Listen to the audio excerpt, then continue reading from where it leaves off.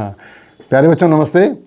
अभी पिछली वीडियो में हमने बात की थी कि गोल कैसा होना चाहिए, यानी लक्ष्य कैसा होना चाहिए, हाउ शुड बी गोल। इसमें हमने 6 पॉइंट्स बात की थी।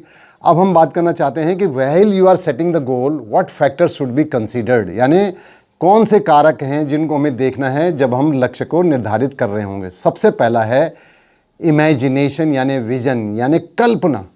तो सबसे पहले आपको एक कल्पना करनी है कि मुझे क्या बनना है, मुझे क्या करना है ज़िंदगी में, मेरे जीवन में मैं क्या करके रहूँगा, कैसे करूँगा, क्या चीज़ें हैं वो आपको देखना है जिससे आपको संतुष्टि मिले जीवन भर पर्यंत में। तो उसके लिए कल्पना आप करेंगे कि मुझे क्या करना है। तो सबसे पहला है इमेजिनेशन। दूसरा पॉइंट है इंटरेस्ट और पैशन, यानी आपकी रुचि क्या है।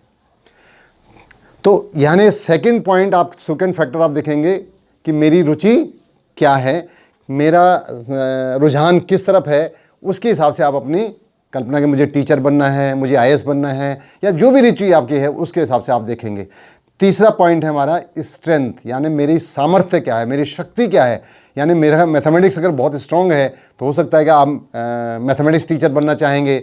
हो सकता है कि आप साइंस बहुत अच्छे आप चाहेंगे, साइंटिस्ट बनना चाहेंगे, अब कलाम साहब बनना चाहेंगे, कल्पना चावला बनना चाहेंगे। तो इस तरह से आप अपनी स्ट्रेंथ देखें। चौथा पॉइंट आपका आता है कि रिसोर्सेज, यानी मैं चांद पे जाना चाहता हूँ, मैं ऐसा लक्ष्य लेना चाहता हूँ, लेकिन क्या मेरे पास वहाँ तक जाने के लिए साधन हैं कि नहीं है, क्या वो साधन मैं जुटा सकता हूँ कि नहीं। तो वो सारी चीज़ें देख करके ना, जो रिसोर्सेज हैं, साधन क्या क्या है मेरे पास, उसके हिसाब से मैं अपना लक्ष्य निर्धारित करूँ। पांचवा बात जो है वो रिलेवेंस, क्या वो मेरे जीवन से प्रासंगिक है कि नहीं है। जो लक्ष्य जो मैंने कल्पना की है उस कल्पना से उसका प्रासंगिक है भी कि नहीं है। कि मैंने अगर माना चाहे कि मैं लोगों को खुशी प्रदान करना चाहता हूँ, मैं लोगों का जीवन बदलना चाहता हूँ, और मैंने टीचिंग ली, इसका मतलब आप टीचर होके हर साल कई बच्चों की जो है ज़िंदगियों में बदलाव ला सकते हैं, तो ये प्रासंगिक हो गया आपके लिए। अगला पॉइंट आता है कि छठा पॉइंट आता है कि ऑब्स्टिकल्स, यानी उसमें बाधाएं क्या आएंगी। तो वो बाधाएं कौन कौन सी, उनको आइडेंटिफाई, अगर आपको आइडेंटिफाई कर पाओगे तो ही तो आप आगे देखोगे ना कि आप इसमें चल पाओगे, नहीं चल पाओगे इस राह में। इधर तो शेर बैठा है आगे जाके और मेरे पास तो छड़ी भी नहीं है आज, तो मैं इस रास्ते को चुनूं या दूसरा रास्ता चुनूं। तो वो बाधाएं आपके पता है उसके, ताकि आप ओवरकम उसको करेंगे। और ये सातवां पॉइंट जो आपका है कि वो है अपॉर्चुनिटी, यानी मुझे अवसर क्या मिलेंगे। मैंने जो जीवन का लक्ष्य लिया है कि मुझे खुशियाँ प्राप्त होंगी, तो वो खुशियाँ प्राप्त वाले अवसर आपको मिलेगा भी कि नहीं मिलेगा उसको, उस लक्ष्य को हासिल करने के बाद।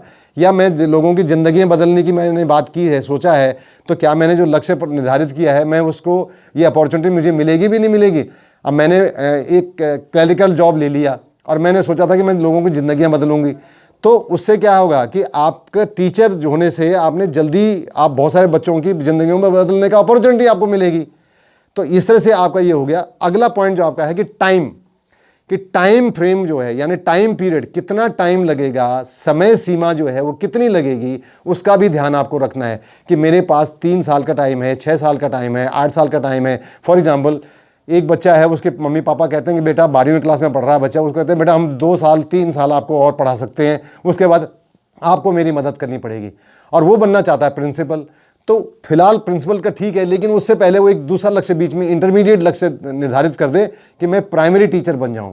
प्राइमरी टीचर बनने के लिए केवल उसको 12th के बाद 2 साल की जेबीटी करनी पड़ेगी, नहीं डाइट करना पड़ेगा, और तीसरे साल में उसका जो है सीटेट का क्वालिफाई करके वो टीचर बन सकता है। तो मम्मी पापा की मदद भी हो गई, समय के अंदर उसने हासिल कर लिया, और फिर अपनी पढ़ाई कंटिन्यू रखे और बीए करे, ग्रेजुएशन करे, एमए करे, यानी पोस्ट ग्रेजुएशन करे, और फिर बीएड करे, और फिर पीजीटी बन जाएंगे, और फिर कुछ साल के बाद फिर प्रिंसिपल भी बन जाएंगे। तो अल्टीमेट लक्ष्य वहाँ भी हासिल हो जाएगा, लेकिन इंटरमीडिएट भी आप बीच में ला सकते हो। तो थैंक यू वेरी मच। ये सारी बातें बेटा।